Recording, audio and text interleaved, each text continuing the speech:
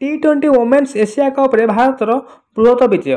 गतकाली खेल भारत यूए मध्य मैच रे यूए को परास्त करिछि भारत। टॉस जीति फिल्डिंग करते निष्पत्ति नहीं यूए दल भारत को प्रथम बैटिंग पर निष्पत्ति देता।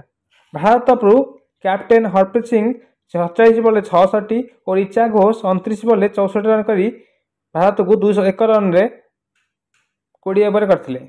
जवाब में 202 रन टार्गेट को लक्ष्य नहीं ओल्लैथिया यूए दल ओजांगर 36 बॉल 38 रन और वेजेकर 32 बॉल 40 रन सहायतार 7 विकेट हराई यूए करथिला 123 रन, जहाँफल कि यूए को परास्त पड़ी।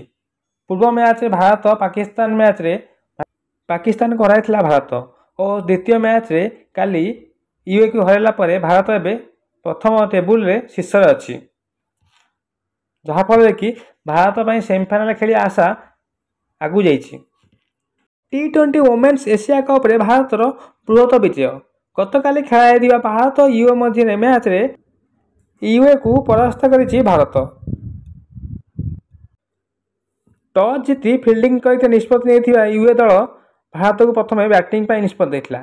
भारत तरफ कैप्टेन हरप्रीत सिंह 47 बॉल 66 और ऋचा घोष 29 बॉल 64 रन कर भारत को 201 रन 20 ओवर करते।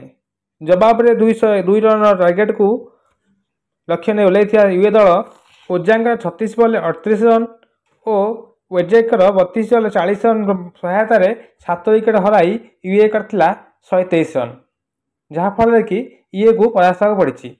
पूर्व मैच भारत पाकिस्तान मैच रे पाकिस्तान को हराइथिला भारत और द्वितीय मैच रे काली यूए को हराइला परे भारत एवं प्रथम टेबुल रे शीर्ष अच्छी, जहाँफल कि भारत पर सेमिफाइनाल खेली आशा आगू जाइछि।